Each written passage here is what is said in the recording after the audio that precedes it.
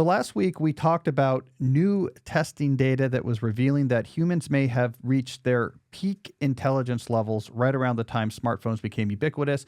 And ever since that point, our intelligence levels as measured by tests have been going down. So my conclusion last time we talked about this is that in this new world of smartphones, we might have to start training our brain in a way that we didn't worry about 20 or 30 years ago. And my analogy was physical fitness. That when you were in the first half of the 20th century, we didn't think a lot about physical fitness because you got a lot of exercise just in your day-to-day life, whether it's on the farm or, you worked in a city. People walked a lot in cities, Jesse, if you think about it. People would just walk like 4 miles to work or whatever. But then when we got to the second half of the 20th century and people had more sedentary lifestyles and jobs, we had cars and offices and air conditioner, et cetera, we had to start exercising. We never had to exercise before. Something changed about our world. We had to start exercising. I'm arguing that we probably have to do the same thing with our brains. 30 years ago, we didn't have to worry about specifically exercising our brains. Today we do. All right, so here is the follow-up I want to do in today's deep dive. I gave some basic advice last time. The cognitive equivalent of telling someone, hey, make sure you do some movement every day. Like go for a walk every day. But a lot of people ask me a follow-up question. What would it look like not just to sort of be active somewhat cognitively, but to get in really good shape? What is the brain training equivalent of those routines you see, online where the people are in incredible shape? And it's like, here is how you're going to completely change your fitness, your health, and your body. What is the equivalent of that for your brain? That's what I want to get into today. I'm going to suggest some ideas for if you wanted to be the equivalent of swole, but for your brain. I'm not going to say your IQ because this really isn't about doing well on IQ tests, but really just about the ability to hold your attention and think interesting thoughts. What would that look like? I am not recommending that everyone needs to do this. I just think it's an interesting thought experiment. What would it take to not just stave off the cognitive decline induced by smartphones, but actually become someone whose brain is a real asset? All right, so that is our goal here. Let me start just by reminding us of the advice I gave when I last talked about this, because I'm now going to take that advice, that basic advice, and say this is just how you lay a base. The equivalent in cognitive fitness of in physical fitness, just sort of getting your body moving and flexible and your muscles woken up so you're ready to actually do more intense training. So just as a reminder, last time we talked about this, I recommended go on walks and think during the walks. Don't have something in your ear. Avoid dopamine stacking. So just make a rule. I don't dopamine stack. So that means if I'm watching something, I'm not also on my phone. If I'm reading something, I'm not also checking out videos. I just do one source of stimuli at a time. Read more. Doesn't matter what it is. Find what you're excited enough about that you're more likely to stick with it, but just grapple with the written word and maybe seek out a hobby that requires more concentration. Like you learn to play the guitar. Practicing the guitar requires concentration, right? So those type of activities remain good activities for laying a base of cognitive fitness.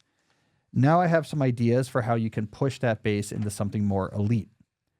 The first idea is interval training. Now, this is a basic concept that I talked about, I think all the way back in deep work. And it was something that I had actually messed around with prior to deep work when I was a graduate student, primarily writing books for students, and I was working with a lot of undergraduates to help them do better in school. And I worked with a variant of interval training because a lot of these undergraduates starting around this time were starting to struggle with concentration. The distraction era was on its way in. And we would do this training routine where you would focus hard on something. In their case, it would be academic work for a limited amount of time, and they would have a timer. But they had to focus hard for that amount of time. If their attention wandered, it was like, no, you got to restart that. You need to focus for this amount of time. If you look at wouldn't have been a phone back then, but if you jump on the internet or something like that, you have to restart. And then only once they got comfortable with a given interval, I would increase it by 10 minutes. All right, now let's try getting comfortable with this new length of time. So it's interval training. You get comfortable with an interval that's a stretch, and then you stretch that interval even farther. And I found in like a semester or two, you could get a relatively distracted undergraduate from this sort of pre-smartphone era up to like 90 minutes of concentration pretty comfortably. I can lock in for 90 minutes. So I'm going to recommend that as like the first elite training technique. The key is to have something demanding of concentration to be focusing on during your interval training sessions. And so this could be, reading a hard book or taking an online course or working on musical instrument practice is a great one that requires intense concentration, or maybe a professional problem that's just like really challenging. You need a good thing to focus on that is hard, and then you use this timer. I recommend maybe once every 2 weeks or so. Like if you're comfortable with something, you want to give it at least 2 weeks before you increase it. And it might take more if it just takes you more time. If you find a duration like you really can't get through it very well, it might take you longer until you're comfortable. That's okay. That stretch is where your brain gets stronger. All right, the second idea, dialectical reading. I think we're moving here from interval training is about just a generic ability to concentrate. Dialectical reading is now about your specific grappling with specific subject matters and your ability to actually work with complicated information, not just concentrate, but work with complicated information. So at the core of dialectical reading is the following. You want to avoid the engagement with content that the algorithmically driven internet promotes. So if you're looking at content on Twitter or the recommendation algorithms on YouTube, it's tuned to press a button in the human psyche that's very satisfying, but also sort of almost anti-intellectual. The button it wants to press is, your team is great, the other team is terrible. And here's an example of someone from the other team being terrible, and it's a slam dunk how terrible they are. That feels great for human beings that are wired for sort of in-group, out-group thinking. It's sort of a sugar high of out-group isolation. So you watch like a Twitter thread is going to be, look what they're doing over. It's so obviously wrong. And aren't they terrible? And here's an example of terrible. They don't even realize how terrible it is. There's this sort of righteousness of like, I am just super right. Feels great. My tribe is killing it. That tribe is terrible. And you get this on all sorts of divides of, it could be from sports fandom, the political divides to whatever else is going on. Okay. Dialectical reading says, no, we're going to teach you how to actually engage with information. So what you do is you take a topic that's interesting to you, probably a topic where you feel like I have an instinct towards this is the right side. Instead of looking for outrage bait content that's just going to pat you on the back and be like, yeah, you're right. You're Martin Luther King and everyone on the other side is Bull Connors, right? Like, or it's just like an obvious setup where you're just the best and everyone else is dumb. What you do is you find a really good book pushing one side, and you find the best possible defense of the other side of the issue. And you read both those books. That's the dialectic. So I'm reading two opposing but very well-constructed takes on the same issue. The collision of two smart opposing takes creates an intellectual leap forward that is 10x more sophisticated than what you get just, going to your choir stalls and having the preacher preach to you. It is, put the specifics of the content aside, it is a fantastic intellectual experience. I mean, this goes back to Socrates, who is a big believer in this method of intellectual engagement. Ironically, and not to do a big aside, ironically, Plato, writing in the Phaedrus dialogue in the voice of Socrates was a character in it, had the character Socrates express skepticism about the written word. Like, oh, this is a problem that we're writing things down. And a lot of tech optimists point to that and say, look, we were worried about even books, which we know are great. So, of course, we worry about everything. But this is actually what Plato was capturing in the Phaedrus dialogue, was not that books were bad, but that when it comes to like developing ideas, you need this sort of dialectical interaction, right? Where you're going back and forth. I'm believing this, you're believing that. Let's go back and forth and see what comes out of that collision. Well, you can do that now with books, ironically, because there are enough books. Here's a really smart person on the other side. Let me read their take. Here's a really smart person on my side. Let me read their take. Smart people opposing makes you smarter. Now, one of the fears that people have about dialectical reasoning, it's going to make you smarter. It's just the level of sophistication with which you engage with content goes up. It's like, look, Jesse and I are here in Washington, D.C. You have a conversation with politics with just, the average person you meet here in Washington, D.C. is going to be a completely different experience than in Kansas City. Because everyone here, there's so many experts who understand things. They have way more nuance, and it's just the way they understand political information is so much more complicated than the average person. This dialectical reading gives you that type of more nuanced understanding. You see the complexities and where people are coming from. It just opens up another layer of understanding of the world. People worry about it because if there's an issue they feel really strongly about, they're worried that this will somehow like trick them out of their belief. To which there's two responses. If encountering an opposing point of view is going to change your belief on something, then maybe it's actually not that good of a belief for you to have in the first place. Maybe it's more complicated than you thought. Maybe you're wrong. But two, what tends to happen is for the things where you really are right, like your instincts are right, dialectical reading makes that stronger. When you've encountered the very best arguments from the other side and you still come out saying, this is why I believe in this, that belief is stronger. Your ability to advocate for it is stronger. Your understanding of why your thing is right and how to advance that is stronger. So you should never fear reading different sides of things. So dialectical reading is just going to make your grasp of information of the world not only more sophisticated, it's going to make X or like TikTok content essentially like unreadable or watchable. You'll be like, oh my God, I've been watching, Succession, and now I've just gone back to Leave It to Beaver. You're like, this is stupid. So it really will change your brain in an interesting way. Make you less mad too. Hey, it's Cal. I wanted to interrupt briefly to say that if you're enjoying this video, then you need to check out my new book, Slow Productivity, The Lost Art of Accomplishment Without Burnout. This is like the Bible for most of the ideas we talk about here in these videos. You can get a free excerpt at calnewport.com/slow. I know you're going to like it. Check it out. Now let's get back to the video. Third idea, create idea documents. I'm a big proponent of this. If there's something you care about or you want to care about, or you just find is interesting, right? So something you might want to care about is like, here's like a contemporary issue going on that affects me. And I really want to understand it well and have like a point of view and be able to support my point of view. And this is a cause I care about. Or it's just something of intellectual interest. Like, you know what? I really want to engage more with the Socratic philosophers or or the big ideas of like the American Republic or whatever. Keep a document where you take notes. Take notes on what you've learned and how you think about it, and keep updating and growing this document. In the writing down of information, in the editing of information, and in the rearranging of written information, your cognitive scaffolding around these ideas gets more sturdy, gets more sophisticated. Writing is thinking. And so as you listen to a podcast, listen to a book, maybe do like a great courses. You're doing a great courses course audio, one lesson every day during your commute. Take notes on what you're learning, update your sort of summary of where you stand on something. That act of writing will get you significantly more leaps in understanding than if you just take in the information and then don't engage with it again. So organize your thoughts on the paper is going to better organize your thoughts in your head. It's just going to make you a smarter person.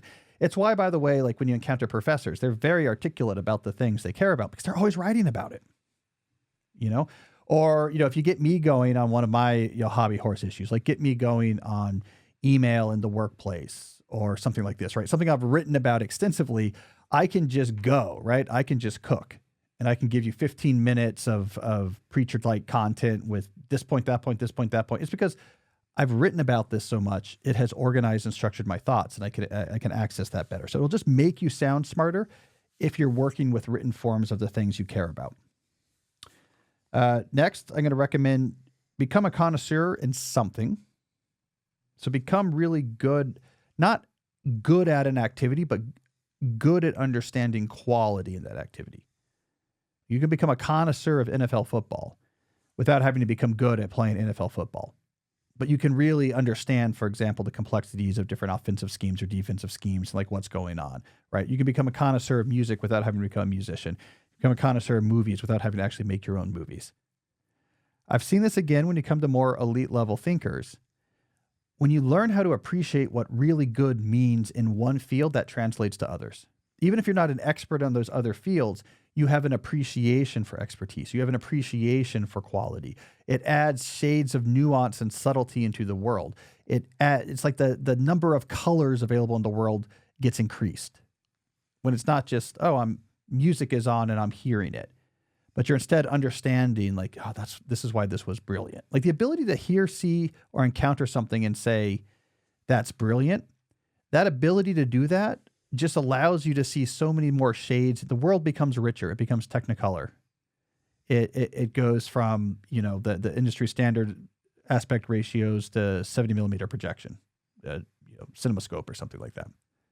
So it changes your world and the richness of information that seems available. So for whatever reason, that just works really well. Again, if you're trying to push your brain. Final suggestion, digital diet. Start to get careful and selective about what information you consume digitally. Because again, a lot of the stuff that you're encountering is working counter to all the benefits you're trying to have here. So maybe be very wary about my Instagram scrolling habit. That might not be serving your interest in making your brain smarter, in being more of like an elite cognitive athlete. That's kind of the equivalent of like, I really like my McDonald's milkshakes, but I'm also trying to train for the marathon. I think I have to not take the milkshakes for a while. So become really careful. It's books, it's TV shows. If it's online content, maybe you're moving towards podcast, newsletters, maybe like YouTube videos you're not surfing recommendations, but you've bookmarked the pages, where it's someone who is, more thoughtful, more expert, more interesting commentary, right? I mean, there is a world of difference. Just to name someone who's killing it right now, like think about Ezra Klein right now, who's actually killing it, Jesse. I don't know. He's everywhere. Him and Derek Thompson with their new book, right? Mm-hmm. And he's great. There's a world of difference, right? If it's, I'm going to listen to like Ezra's podcast versus I'm going to go on X to hear people talk about the same political issues, right? It's just a world of difference. It's still digital content. You're going to learn a lot about important issues in politics if you care about that, but it's thoughtful. It's thought through. It's going to be presented with nuance, for example, a completely different experience than, the WWE battle that's going on if you're in something like an X thread or like an apologist show or something like that. So digital diet matters. So start caring about that. Just like if I was giving you advice for getting like in really good shape, we were going to have to end somewhere saying you have to care about what you eat. And that's the case as well.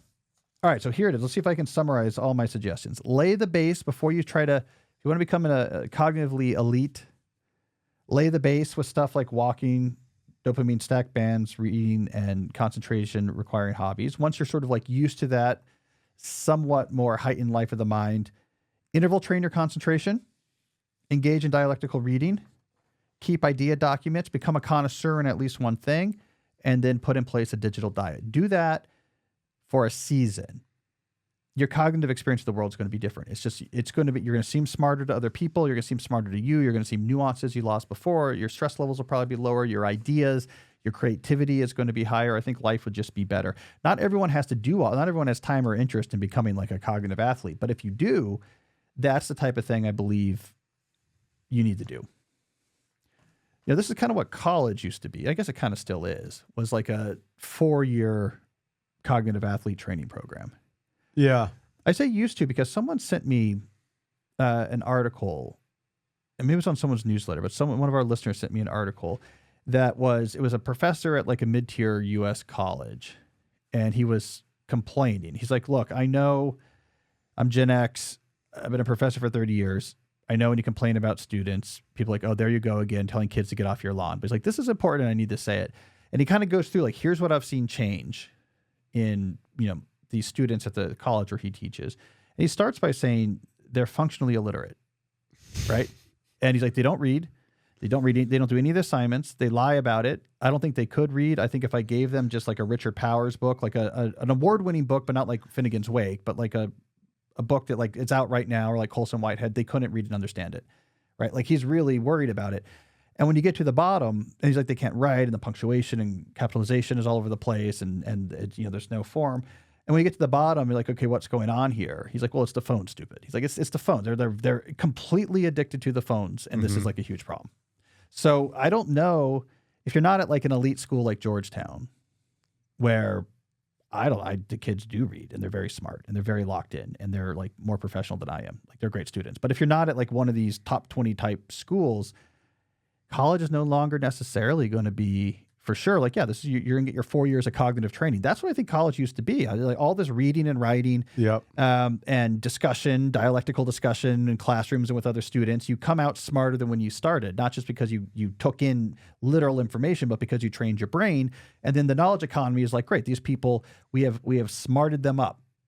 And now like they can handle like the complexity of what they're going to have and like the knowledge economy. I don't know if it's necessarily the case at all schools anymore. So, so you might have to, we have to think more about training, I guess, on your own. Are you a big fan of Succession? That's a great show. Yeah. Yeah. I watched Succession. We're watching all the shows. There's like a lot of shows right now. Yeah. Right now, because White Lotus is just ending, but it's still going. Pitt is great. The Pitt. I've seen a couple of those. Yeah. I'm a big ER guy, so Noah Wiley. So like we've been liking The Pitt, and then there's this new show on Severance. I realized like I guess I have to watch that given what I write about. Yeah. So that's going on, and there's a new season of that, and then there's this new show. Seth Rogen has a show on Apple TV called The Studio. I'll have to check that out. He's a studio. He gets put in charge of a movie studio. Looks fantastic. So there's like all sorts of shows out here right now. Did you read the article in the New Yorker a couple weeks ago about the White Lotus director? Yeah. Sean White? Not Sean. Sean something. It's White. It is White. Yeah. Yeah. White Lotus White. Yeah. And there was also like a lot of video. He did a lot of press. And there's like a lot of videos going around about his creative technique. Yeah. He got really into that. So yes, I do watch those shows. Nice. Succession. That was a good show.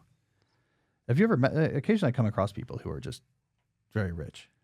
It's interesting. It's like, okay, someone that's spot on. Like they spend a lot of time in that show. Only like really rich people would know this. Like it's this like normcore stuff. There's like the nondescript baseball hat, right? To like Jeremy Strong will wear. It's like it would be like a specific like $500 baseball hat. Yeah. There's a lot of like, it's not supposed to be flashy. But people who know that's like a super expensive hat. And supposedly the other things, because they had consultants who were like, no, this is how you should actually act, right? If you're really that rich. And the other thing supposedly they told them early on is don't duck when you get off and on the helicopter.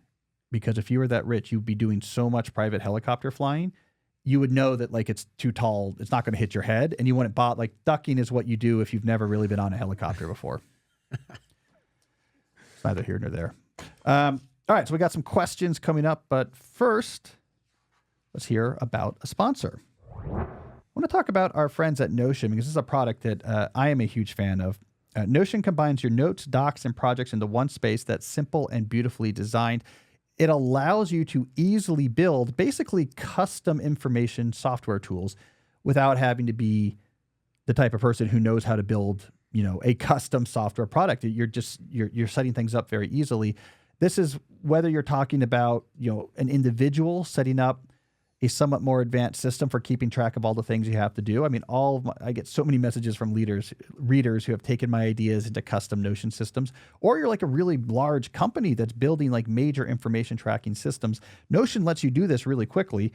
I mean, you've integrated, Jesse, you've had your share of time working with it because our ad agency had that really cool system they built out of Notion. Yep. That made stuff a lot easier. Yeah. And you could see all the different pieces of information that were applicable to the podcast. And it would give it in different views. That was the cool part. So it's like, hey, what ad reads are happening on this day? Oh, let me click on that advertiser.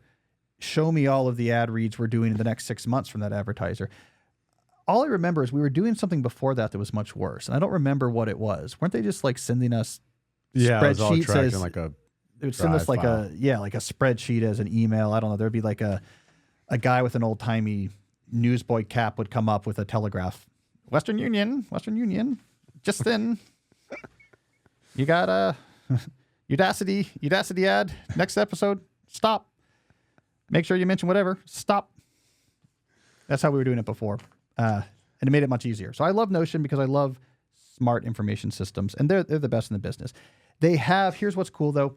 What they've done recently, which I just want to underscore quickly, is they have integrated AI to make your systems like immediately much smarter. The fully integrated Notion AI helps you work faster, write better, and think bigger, doing tasks that would normally take you hours in just seconds.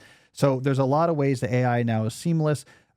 Searching for certain information using AI, you can do like a really intuitive, simple search. It can go through your information and find what you're looking for. When you're actually entering information into the system, it's right there to help you write faster, get a first draft or brainstorm or polish up notes, right? So this is a big one for me. Sometimes I take notes on the computer when I'm doing an interview and it's very sloppy. And if you're throwing them in a Notion system, the Notion AI can clean it up, fix the sort of obvious mistakes. So it's cool. So they're continuing, and a product I already love is using AI in a really cool way. There's a reason why Notion is used by over half of Fortune 500 companies, because teams that use Notion send less email, cancel more meetings, save time searching for work, and reduce spending on tools. Notion is my type of software. So try Notion for free when you go to notion.com/Cal. That's all lowercase letters, notion.com/Cal, to try the powerful, easy to use Notion AI today. When you use our link, you're supporting our show. Go to notion.com/Cal. I also want to talk about a new sponsor, Kinsta, Insta with a K. Something I've spent a lot of my adult life doing is dealing with WordPress. Every website that I ever have, going back to the original Study Hacks blog, has been loaded on some sort of WordPress host, and it really has been a major time suck. It is difficult to get good WordPress hosting. It'll be unintuitive controls. It'll be security flaws that aren't updated. And above all else, these installations tend to get really slow. This is where Kinsta enters the scene. It does WordPress hosting right. They focus on speed. We're going to keep our installation fast so that your site actually loads, which again, if you're doing WordPress hosting, this becomes a real issue. They're great at it. They also have enterprise level security. You're not worried about, we're out of date on the latest security fix and hackers are going to get in there and mess with our site. You can rest easy if you're using Kinsta. Fantastic dashboard. This makes a big difference. A lot of dashboards for these WordPress hosts, and again, Jesse, you don't have to see a lot of these because you don't do as much of the web stuff, but a lot of them look like they were basically out of the movie War Games, starring Matthew Broderick, where he's like typing into the green text like goes across, and the Kinsta interface is fantastic. Perhaps that's my second favorite thing about them. My first is the speed. Second favorite thing, real support. 24 hours a day, 7 days a week, 365 days a year. You get a real human on the line when you have an issue, right? So if you've dealt with WordPress, all of these pain points should sound familiar, and then I can point you with confidence towards the solution you should use for your WordPress hosting, which is Kinsta. I wish I had known about them. God, it's been 20 years. I think I launched calnewport.com on an old WordPress installation in 2006. 20 years. I wish I knew about Kinsta 20 years ago. Sure, they didn't exist 20 years ago, but that's no excuse. It would have made my life a lot easier. So if you're tired of being your own hosting support team, switch to Kinsta and get your first month free. And don't worry about the move. They'll handle the migration for you. No tech expertise required. Just visit kinsta.com/deepquestions to get started. That's kinsta.com/deepquestions. All right, Jesse, let's move on to some questions. All right, first question's from Anna. I envision a future where I live close to family, grow my own food, work from home, and have time for painting. However, job opportunities in my animation industry are dwindling, especially remote work. Should I change careers to achieve my ideal lifestyle? I feel like it's our second animation question in a few weeks. It's interesting. I wonder if that's probably just a coincidence. I'm reading a book on another Disney book right now. And it's talking about the period where they get Cal Arts up and running. So this was basically like the training camp that Disney helped fund to help generate new animators. So I know more about animation than I probably should. All right, but Anna, this is not about animation when you're asking a question about lifestyle-centric planning. So first of all, I love the approach you're taking here. This is classic LCP. You have an ideal lifestyle vision in mind, and now you're working backwards from that vision to saying, how can I actually make this possible? So when you're working backwards from a lifestyle vision, the things that matter typically is going to fall into the categories of obstacles and opportunities. What are the obstacles in the way for me getting where I am right now to something closer to that ideal lifestyle? The opportunities are, what can I leverage? What type of unique setup? This could be like career capital or family connection or whatever.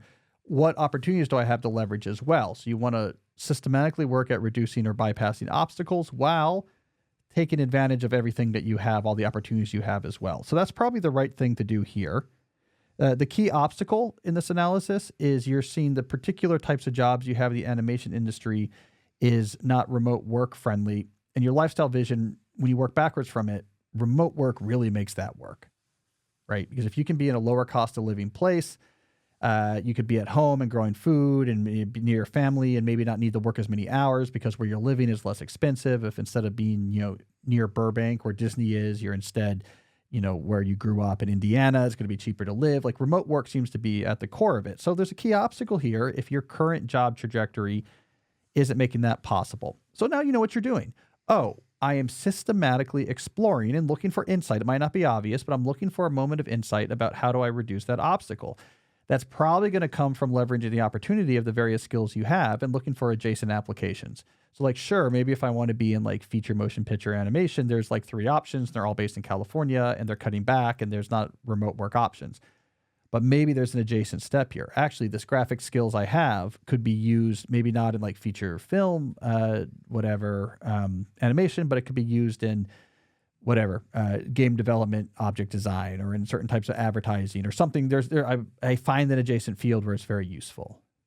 And now I have taken opportunity and got around an obstacle. So it's not easy, but it's specific. That's what's key about LCP, is that it's very specific what you're doing here. I have this obstacle. I'm enumerating my opportunities. The only piece of like semi-advanced advice I would give is that if you're stuck, keep searching for ideas and inspiration. Talk to people, read things, listen to things. You're looking for that path. It could be narrow, but you're looking for the path that gets you closer. Increasing the opportunity side is often a low-hanging fruit that can make a big difference. And that might mean learning a new skill, a relevant skill. I know how to do this. What if I learned how to do this? Which someone who already knows how to do this first thing would have an easier time learning it. Like looking for these adjacent skills that if you learned would open up new opportunities. So you're kind of playing a game here, but you're thinking about it the right way. You have a lifestyle in mind and you're trying to work backwards from it. So you're doing the right thing, and don't be frustrated if it takes a while to finally find that path. Also, I'll throw in one more coda. You know what you want your ideal lifestyle. You can isolate some of the general properties here, like a little bit more of a slowness, a connection back to nature when you're growing your food, connection to community. Keep in mind, even while you're looking for a larger reconfiguration that gets you your full ideal lifestyle, you could be making changes to your life as it exists now to have more of those properties. So even if you're not getting the full right off the bat, I'm on the land with the farm near my family's house in Indiana or whatever. If you're not there yet, use this lifestyle to help isolate these things are important to me and get that into your life right away. And maybe now you have a plot in a community garden and you've adjusted your hours. It's still the in-person job, but it's a 4-day-a-week job now. You have a little bit more slowness going into it. You're more community involved where you live, even if you can't be closer to family. Play with these things you're identifying as important and start getting them in your life now. Don't let perfect be the enemy of better. And that's like a key thing with LCP, is that it's not just until I'm living on the houseboat, I'm in trouble. It's what is it I'm identifying as important? Let's keep adding this to my life. And actually that might open up other ideas for how to get there. So anyways, good luck with that, but thanks for the good LCP example. All right, who do we got next? Next question is from Ruben. I'm currently learning how to code during my free time to get a job as a software developer. I believe it would be an ideal career path towards achieving my life I want. Is this a bad idea to leave part of my career capital with my BA in psychology? I'm 24 years old. Well, I mean, the good news is you're 24 years old, so you can't really have much career capital anyways. So like you're at the beginning, you have a lot less lost opportunity cost threats here. So yeah, this is not a bad time. I'm right out of college and I'm building out my career capital portfolio. You're starting from low stores in all of your career capital categories. So I think it's completely fine. You could probably leverage the BA a little bit. Like here's something I would say. Here's an interesting piece of data that's been touted in the last few months. We're starting to see some of the first places in the labor statistics. So not just anecdotally, but some of the first places in the labor statistics where we think we're seeing the impact of AI is in a class of people, technical jobs called programming, which is different than software development. So programming jobs post ChatGPT have been suddenly declining. Software development jobs have not at all. They're basically the same, if not like up a little bit. You have to kind of go into the weeds. What's the difference? Well, programming jobs, I guess there's a very specific type of computer programming related technical position where you're given very specific things to implement, often with like simpler programming languages. Like, okay, go add this feature now. Can you go onto the site and change that? So it's like you're doing very little planning or creativity. You're not watching the lifestyle of a product. You're just sort of implementing. ChatGPT can produce that type of simpler code pretty well. And so now the person who was tasking the programmer with that work could just sort of use AI help and might as well do it themselves. Software dev is more complicated. You're actually, it's part of the lifestyle of the life cycle of the product you're involved in. It's creative. It's figuring out what the program needs just as much as what code it has to be in there. You might be able to leverage your BA in psychology to say, look, I speak normal person speak. I can like think about the consumer and what they want in their product. I understand other people. I can manage other people. There is, I think, potentially a career capital advantage to be someone who's technically savvy, who also can communicate like a normal human being. And I'm sort of throwing my fellow computer scientists under the bus here, but let's just say, we're not all expert communicators. Like this is not necessarily, it's not a bunch of like John F. Kennedys when you're at a computer science conference, right? I do pretty well. But, it's a lot of leet speak, right? It's a lot of like weird sort of technical terms and jargon. So you might have an advantage with your BA in psychology. My poor wife used to come to some of these MIT events, like holiday parties or whatever. And don't take me to these things anymore. Like, why half the people here can't communicate? And the other half are very normal. It's just you get a higher percentage than normal of people who are, Yeah. Like if you see early footage of like Bill Gates, it's just like a lot of him like rocking and writing a simpler code in his head. Yeah. Yeah. It's not exactly, you wouldn't want a theoretical computer science student at MIT, like on a radio talk show host or something. Yeah. Like it wouldn't be a popular show. You wouldn't want to replace Mad Dog with like one of my commenters. And they'd be like, the performance, the Red Sox was highly illogical. His numbers against the lefties were the performance were obviously lower. And now I'm going to recap in great detail information from the latest Star Wars or Star Trek. I don't know. We are going to go through the 10 points that make it clear that Star Trek Deep Space Nine is superior to the Next Generation. I believe this is obvious. All right. I'm sorry. Actually, most of the computer science I know are cool, but programmers aren't always. So maybe you do have an advantage there. So take advantage of that. All right. Who do we got next? Next question from Bill. Do you have examples of truly fair performance evaluation systems? How should merit be rewarded in a revenue-constrained environment? I work at a national nonprofit. I think what you should do, and I think the lawyers will back me up, is you want to sort people into different like demographic groups and then just pay your favored groups more is probably like, so if you like the country they're from, pay them more than no. Aren't we allowed to say that now? Aren't we all just like, whatever, anything goes? I don't want my funding cut. So yeah, just no DEI. No, it is tricky. Performance-based review. I wrote a New Yorker piece back in the pandemic there is a system called ROWE, ROWE, Results-Oriented Workplace Environment. And there's a book about this. It's called something like Work Doesn't Have to Suck, or something like that. I mean, there's only so many business books that have like that in the title, so you'll find it. It's fascinating. It is a attempt to rebuild an office. If you apply the ROWE methodology, you rebuild your office entirely around results is all that matters. And there's no expectations on you. Like, hey, when you want to work, you work. I don't care. There's no vacation. There's no hour. You don't have to be here any particular hours. You essentially sort of like negotiate, okay, I will work on this now. Here's like the measure of success. Here's how we're going to communicate about it to make it done. And you kind of have like this portfolio of projects that you do, and you're held accountable to it. It really does work pretty well when it's implemented. But the point of this article is it's very hard to implement it. And honestly, the big issue they have, and I interviewed the one of the creators of it, and I read the book and talked to a CEO of a company that uses this methodology. One of the biggest issues they have is not figured out how to measure performance. It actually gets pretty clear, like, okay, you're doing this. All right, we know what success means here, right? Or like, we can just look at, like in a ROWE environment, I could just be like, these are the 3 things you did last quarter. Does this seem valuable or not? Like, there's no hiding. The hard part actually is trying to eliminate the last vestiges of pseudo-productivity thinking in the office, right? Pseudo-productivity being my term for my book, Slow Productivity, for using just visible activity as a proxy for useful effort. There is a huge amount of the ROWE I guess you would call it like application efforts, trying to conversion efforts, is trying to get rid of pseudo productivity speak. And they call it sludge in the book. But it's just this idea of people are very, because of the way we built knowledge work, are just very uncomfortable about like, why aren't you here where I can see you? Why didn't you answer an email right away? It is a difficult mindset to get away from performing activity to generating measurable results. And it's a hard shift.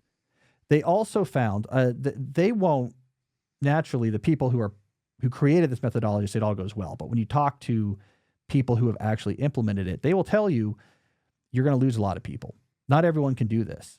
The CEO I interviewed for this New Yorker piece lost like 20% of his non-managerial staff and about 20% of the managerial staff. The non-managerial staff, they're like, I am actually not able to perform like this. I could be busy. My TPS reports are handed in. I answer emails. I'm always jumping on calls or whatever. But if you just say, forget all that, just tell me what you did this last month. Some people, like 20%, are like, I actually am not comfortable just focusing and doing hard things. And they lost 20% of the managers because they're like, I don't know how to do this if I'm not just like being able to demand quick responses and just have people jump. So it's possible, but it's hard. Read my New Yorker piece. That would have been from like 2021. And I forgot what it was called, but just search like Cal Newport, ROWE, you'll find it. And then that book, Work Doesn't Have to Suck, or something like that. We'll talk about that philosophy. All right, who we got next? Next question is from Ben. In episode 345, you talked about the value of more niche online communities. What do these smaller alternatives look like, and how do people find and engage with them if they're not hosted on these global platforms? There's a few forums. So these more like niche online discussion communities, which I think, by the way, is like the right way to extract the community building value of the internet. A few places to find these. Bulletin boards are a big one. Oftentimes now the technology is not going to be a straight up bulletin board technology. It might be like at talknats.com, the example I often use in my writing of a Washington Nationals based community. What they actually do, and a lot of sports sites do this, is they'll post like a blog post and the conversation is happening in the comments of the blog post. Straight up bulletin boards are fine. I actually look at Reddit threads as in this, even though Reddit is a large global platform, the individual Reddit threads are not algorithmically sorted and they are managed by the community themselves. Substack or other newsletter-based comments has become a big place. Like I get a Substack from some writer I like. The comments underneath the Substack becomes like a community gathering place. A lot of people have Discord servers set up, like you like a given show or a given type of whatever. Discord servers are big. You jump on there and you can talk, and it's a relatively smaller group of people. So all of this is out there. Podcast. So anything that's Patreon protected, there's discussion communities around it, whether it's actually using Patreon or, its own homegrown solution. So you'll see this with like, I don't know, like if you're within like Sam Harris's walled garden, there's like places you can chat with other people. So they're out there. They're out there. The key though is that it is a self-selected group of people interested in the same topic. It is a manageable number of people who are there. So you actually like know a lot about these people. Like you've interacted them with enough, you recognize them and have a bit of a shared history with them, even if you don't know who they are like really in the physical real world. And it's not algorithmically curated. It's just the content is there, probably just chronological. And the standards are set by the community. That's what you're looking for, I think, like a richer online engagement. All right. Who else do we got? Steven asks, how can partners support each other in building a deep life? I think the key here is that the life is one that you are coming up with together. So when you have your sort of vision of an ideal lifestyle that you're sort of working towards, you need a shared vision first. Like this is where our family wants to be. This is what our family life should be like in 5 years and in 10 years. Like if you have kids, for example, you should break this up by the sort of like pre-elementary school, elementary period, the sort of middle school, high school period, and then sort of the post-high school, college period. What is our family life? What do we want? Like where we live, the rhythm, what it's like. Is there someone home after school? What's our weekends like? You want to have that figured out together. Then underneath that, you can have your individual. Okay, now here's the things that are important to me, like what I want to do with my physical fitness, for example, might be different than like what my wife wants to do. Or my interest and my hobby interest are for sure, different. So start with the shared thing. That's priority one.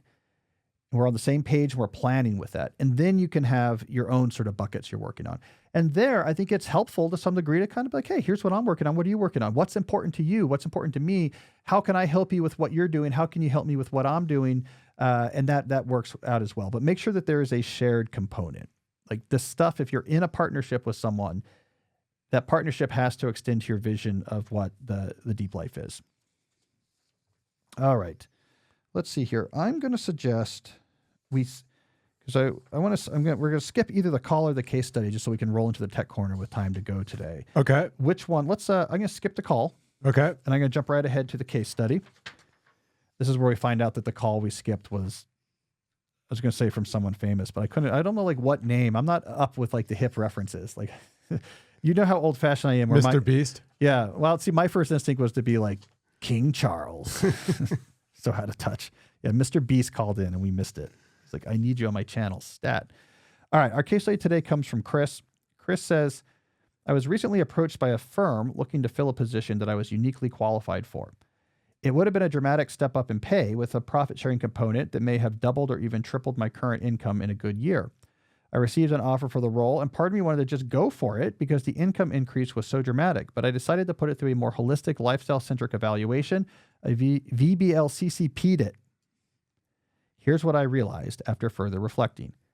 This role was something of a grand goal trap. I was telling myself that if I could just get to this executive level, I would have, quote, made it, end quote, and everything else would have fallen into place. But in reality, the position would have required a move to a higher cost of living area and from a fully remote role to a 3 days per week in office plus travel requirements that seemed to grow exponentially as I really pressed the hiring team to clarify. This would have substantially reduced the number of hours I'm able to spend with my 3-year-old, who I am committed to being present parent for, and would have required a big renegotiation of the parenting burden with my partner. It was also a high-risk, high-reward job, meaning what I would have been more fearful of termination if I wasn't performing with complete excellence. I also did the work to process what enough meant for the income requirements of my lifestyle vision, and I realized that while I do need a bit more coming in annually, I'm not that far off. Instead of taking this dramatic leap up in both income and work hours, I'm looking at other options like a more modest move to a full-time role that increases pay but maintains most of my current balance. That there, Jesse, is VBLCCP in action, values-based lifestyle-centric career planning. There you go. When you know what matters to you, what you want your life to look like, what's happening, like your job becomes just a tool you have among other tools to craft this life. And that's a fantastic decision. I talk about that in my book, So Good They Can't Ignore You. That is one of the control traps. That just as you get good enough to have some leverage over your life is exactly when people are going to come to you and give you shiny opportunities that take your autonomy away. So just as you're like, I'm pretty good at this, I'm making good money and have flexibility, that's exactly when they say, hey, we want to triple your salary. But then in the quiet voice, but you're never going to see your family again, you're going to travel all the time, be stressed. But hey, you were going to triple your salary, right? That's the second control trap in action. Lifestyle-centric career planning helps protect you against it. Like I think as Chris is going to probably be substantially more happy on average the next 10 years with the decision he made than if he had just gone for the bigger job. Because why are you doing the bigger job? Like it's all about what it's serving or like the work itself. So the work itself wasn't going to be more interesting to him and the stress was higher and it was going to get in the way of multiple different goals, other things that were important. So now he's just tweaking what he has to get a little bit more money and then they're good. So I think that's great. I just want to flag real quick how he talked about the processing what enough meant. We've talked about that in a prior show, but it's just worth underscoring. That's this idea of you make sure you know the numbers. Like how much money do we need for like this type of lifestyle we're looking for? Having the specific numbers matter as opposed to just more. If you just say I need more money, you might take the triple income job and be miserable. Where he crunched the numbers and said, we're close. We need to just fill in this. Now let me be really, really careful in figuring out how to fill in that in a way that's not going to get rid of all these other goals. So anyways, fantastic lifestyle-centered career planning in action. All right, we got a tech corner coming up, but first, let's hear from another sponsor. We have a new sponsor this week. This is a company I've used for, I know this company well, so I'm happy to have them as a sponsor. That is the online course company Udacity. Okay, am I saying that right, Jesse? You are. Udacity.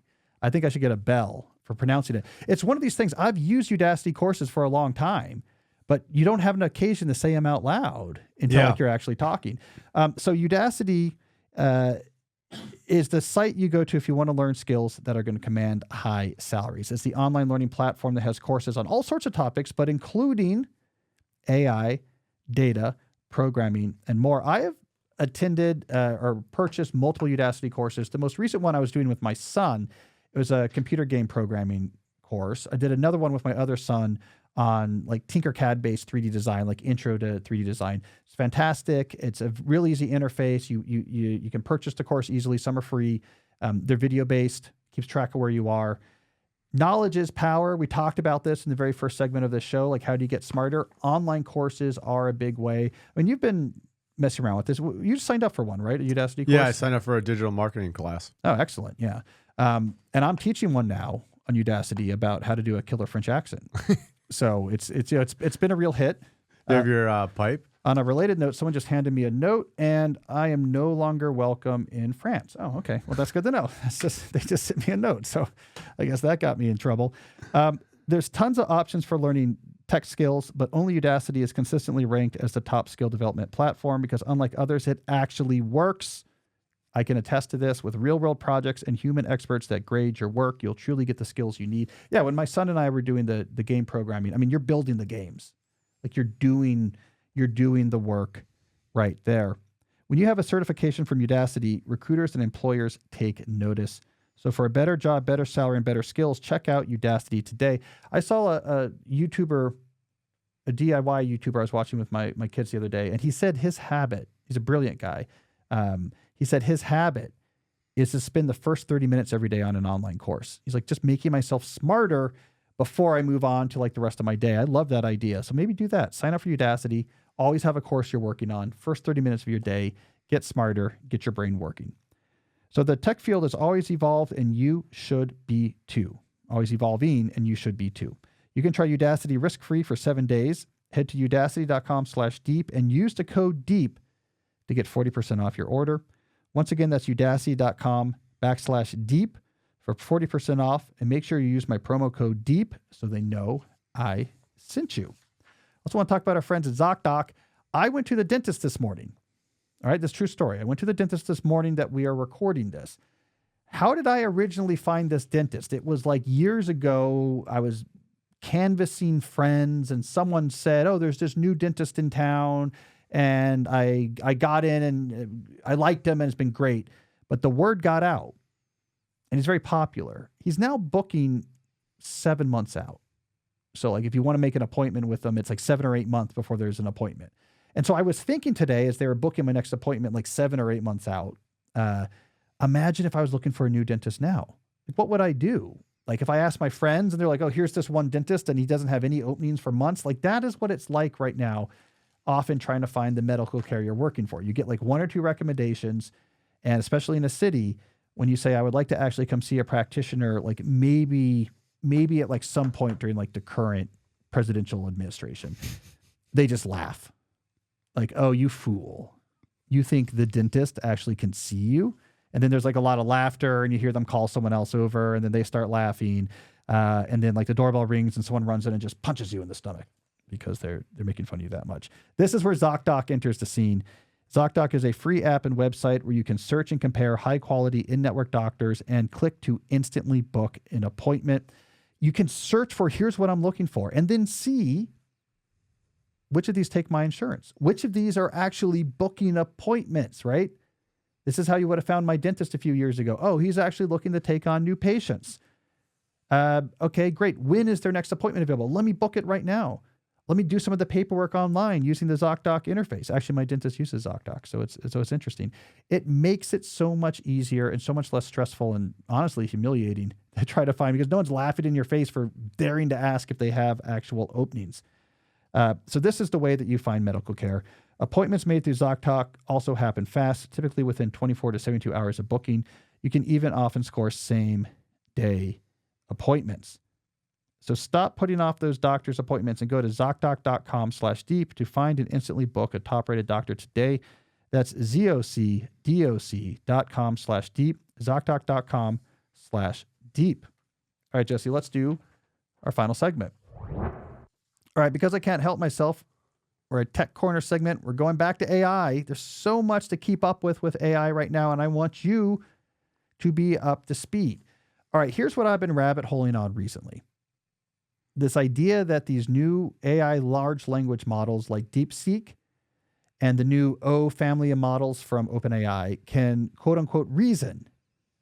So you give them like a math problem or something, and they can sort of work through the steps to get to an answer. They're doing much better on like math test or crossword puzzle test or something like this, right? Like they are reasoning. I'm really interested in this. All right, how do these things reason? Well, let's ask the companies. They're giving incredibly vague language, and a lot of journalists are just repeating this language. So like OpenAI, when they talk about their new models, they say the new models, they slow down to think more. And that's how they're reasoning. And this is the way it's being reported in like mainstream journalism. We're talking about, there was like just an article out in the Times a couple days ago about how do these new models reason. And it's just saying like, yes, the new models, what they do is they slow down. They slow down and they think more. And so they can produce more reasoned answers. What does that mean? Right? Like Jesse, when you think about like a model, like slowing down and thinking, like, what does that mean? It feels like it's like an actual person that's like, what? Taking a deep breath and like, I'm going to like take my time. Like right. What's slowing down? Right. So I called a source and talked about it. Like, hey, walk me through this tech, point me to the right papers. Here's what's, as best we can tell, is actually going on. Okay. There was this idea that actually precedes ChatGPT, right? This is an idea from the academic community studying language models. 2022, you get this paper that says, if you want to increase the reasoning performance of language models, you should use something called chain of thought prompting, COT prompting. And what they were showing in this paper is in the question you're asking the language model, you basically tell it, I want you to show your work. Don't just give me the answer, like show me your steps. This is what I'm looking for is walk me. I'll give you an example of it. See how I'm solving this problem here step by step. Give me an answer to this new problem with similar style of step-by-step explanation. And what happened is this would give you better answers because language models, of course, they're trained to expand text in predictable ways. They're trained on taking real text, taking words or sequence of words out of them and having the language models try to fill those in. And the closer they get to real words there, like the more they get rewarded in their training. So like what was happening is you would give a language model like a logic problem. Jesse has this many apples, and then someone comes along and takes this many apples, and then the person who's taller gives you back this many apples. How many apples does Jesse have? And what the language models would sometimes do is give an answer that sounds like what an answer to that problem would look like. Like, yeah, I'm saying Jesse has some number of apples. Like for a language model's perspective, that looks like a reasonable response to this prompt. It's talking about Jesse, it's talking about apples, there's a number, but that number could be arbitrary. Chain of thought prompting says, no, you have to really ask the language model, walk me step by step through your reasoning for how you get to the answer. And I'll give you an example of me doing that in my prompt. Now you do something similar. When it walks through its reasoning in the answer, it's more likely to get the correct answer because as it fills out its reasoning, it's actually accessing relevant circuits that do different parts of the reasoning. And it's actually you're more likely to activate like the relevant circuits that can do the different calculations and put them together in the right way. And you're more likely to get the right answer. That's chain of thought prompting. Okay, so the issue is now we get chatbots and they're getting popular. We really can't rely on prompt engineering as something that like the average user is going to do, right? This is like the big push with consumer-facing large language model tools is like we can't expect the users to write these incredibly complicated prompts to get their results. Researchers were doing this, but we can't expect the users to do this. So what seems to have happened is they said, can we basically use reinforcement learning to kind of force one of these models to always act as if it's being prompted to show its work, right? So this is the key, and I'll just be incredibly brief on this, but like the key that got like the original ChatGPT so much notice is they took the first really large language model, which was GPT-3, which could do amazing stuff, but you really had to write incredibly careful prompts to get it. And the big innovation, second innovation OpenAI had, the first being just make the model large, was this thing called, we think of it as like a reinforcement learning based fine tuning, where they took this model, that had all this knowledge in it, and if asked correctly, could produce all sorts of stuff. And then they started running it with a bunch of prompts. And every time it gave like a good type of answer, they would zap it with a happy zap. And it would sort of like, ooh, whatever weights we were using here, let's make those stronger. And whenever it gave an answer that they didn't like, they would give it an unhappy bad person zap. And it would be like, ooh, let's kind of reduce some of these weights that gave us this answer. And so for like ChatGPT, they were saying, we trained GPT-3 and we're going to run a bunch of prompts. And when you answer this like an agent that you're chatting with a human, we're going to give you a happy zap. And then so it got good at answering questions without you having to write really careful prompts. I think what is happening, according to my source, is that they're just doing this now for chain of thought reasoning. So they take one of these models, they train it up the old-fashioned, with all the text on the internet, and just like any of these other models. And then as they start running through answers to it, giving it questions, when it shows more of its work, they give it a happy zap. And when it just gives an answer, they give it a negative zap. So this reinforcement learning fine-tunes this big model. Like, okay. I get it. You want answers where I explain my work. You could do this for anything, right? This is how they stop certain types of content from coming out of these language models. It's completely trained, and then they give it some questions that might elicit responses that are like violent or something they don't like. And every time it gives a bad answer, they zap it. And then like over time, it's like, I'm not going to give those type of answers. So this is what I believe the reasoning models have done, is they take a standard big trained model, and then they do a reinforcement fine-tuning step where they're saying, show your work, give us big, long answers. And when we know this since 2022, pre-ChatGPT, that when the chatbots, when the language models rather have to explain their work, they're more likely to give accurate answers. All right. Now, part of what they're doing here, in addition to that, is these answers are so long, they're now hiding a bunch of it. So like what's really happening is the chatbot is giving this like incredibly long explanation for its answer, which helps the accuracy of it. But the explanation is so long that if you're a user who asked a question, you're like, oh my God, I don't want to see all of this. So they're hiding a lot of that. And we know this because if you actually look at the user agreements, what's happening now if you use these reasoning bots is they say, don't just count the tokens that you see. There's something called hidden tokens that it generated part of its answer that we're hiding from you and the user because you don't need to see all of that, but we have to charge you for it. Like, I mean, it produced all of this. So you can kind of quantify that, oh, they are generating these really long answers, and then they're hiding a lot of it so that like what you see is just some of the steps, and then you get the final answer. So that's what reasoning is. It's not thinking slower. The reason why it takes longer is that it's just generating a much longer answer, right? That's what the slower is. Like when you see this when you use ChatGPT, it takes a lot. Each token they produce, ChatGPT still produces token by token. DeepSeek gains efficiency by doing a few words at a time. But you notice how the words like come in one by one. It's because for every one of these things they're generating, you have 500 billion parameter transformer-based model pushing through to generate just that word. So it takes longer to generate these reasoning model answers because what it's really doing is writing like pages of explanation all the way up until its final answer. It just takes a long time to do all that. They don't show you all that work, but that's what the slowness is it's just giving really long answers. So that's what reasoning is. It is different than when I talked around the New Yorker last year about planning and how language models can't plan. And I said, ultimately what language models will need to be flexible planners is planning engines outside of the language model. And that you need some sort of coordinator that is going to talk to a language model and talk to a planning engine. The canonical example is like playing chess against an AI bot. Like ultimately, you can't just have a giant neural network that can be hard-coded to look ahead 100,000 possible moves because that's just too big of a neural network to hard code. You need some sort of like systematic simulator to check those, and then maybe like the neural network to look at its quality, et cetera. So I still think there's only so much. This helps answers. It's not the really sophisticated HAL from 2001 style reasoning is going to require non-language model components that can actually recurse and do loops and have state and actually explore things more systematically.